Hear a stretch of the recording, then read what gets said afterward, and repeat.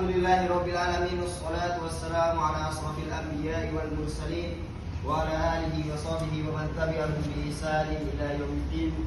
Amma ba'd. Gimana kabarnya teman-teman semuanya?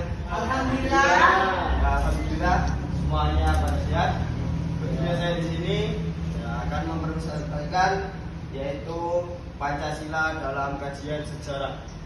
Nah, dalam kajian sejarah Indonesia ini, Pancasila memiliki kedudukan yang sangat penting. Di antaranya yaitu Pancasila sebagai identitas bangsa Indonesia.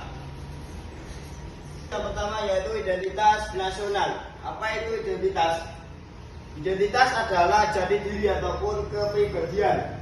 Nah, jadi sama seperti manusia, setiap kita atau manusia itu memiliki identitasnya masing-masing. Nah, bangsa, identitas nasional atau identitas bangsa adalah kepribadian nasional ataupun jati diri suatu bangsa yang dimiliki untuk membedakan antara bangsa satu dengan bangsa yang lainnya.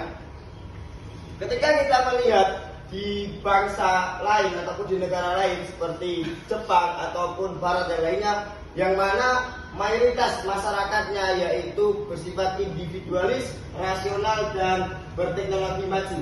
Akan tetapi dengan kita bangsa Indonesia itu kita jangan sampai merasa lemah ataupun merasa tidak senang. Karena apa? Di Indonesia sendiri masyarakatnya sudah terkenal oleh bangsa asing yang mana memiliki sifat keramahan ataupun sopan santun yang tinggi.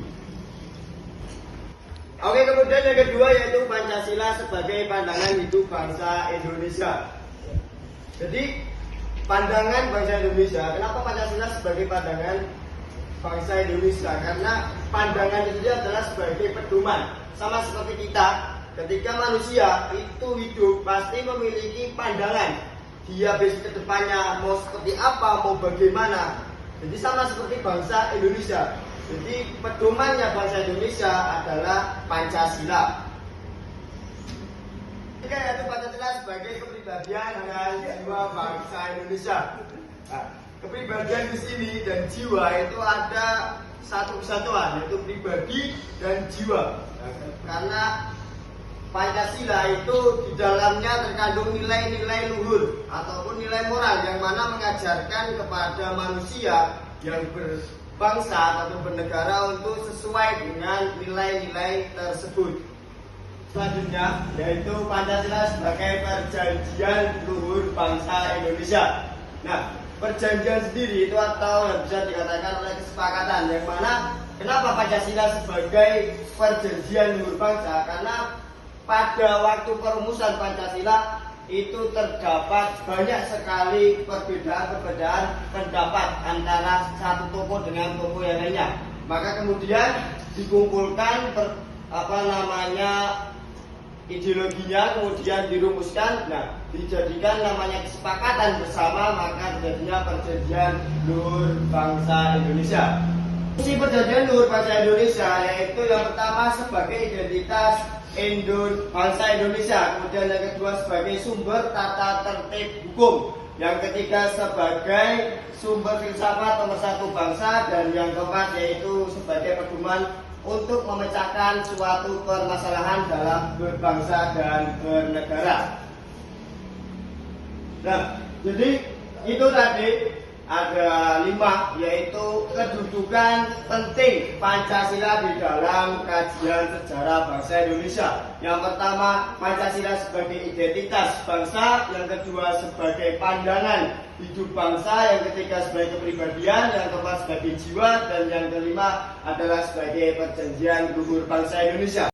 Nah, jadi kesimpulan dari semua yang telah saya sampaikan yaitu bahwa yang pertama, Pancasila itu sebagai filsafat negara Indonesia yang mana bisa menjadi dasar ataupun landasan bagi kita yaitu bangsa Indonesia. Yang mana Pancasila itu memiliki 5 nilai-nilai luhur ataupun nilai-nilai yang telah dicantumkan oleh para tokoh-tokoh Kemudian Pancasila merupakan deretan peristiwa yang saling berhubungan, peristiwa masa lampau yang berhubungan dengan kejadian masa yang akan datang seperti masa sekarang. Mungkin itu yang bisa saya sampaikan sebelum saya tutup. Mungkin dari teman-teman ada yang ditanyakan ataupun ada yang kurang jelas dari penjabaran yang telah saya sampaikan. Mungkin ada yang bertanya? Saya. Nah, oke, silakan bisa bertanya. Izin bertanya, mengapa Pancasila penting sebagai pandangan hidup?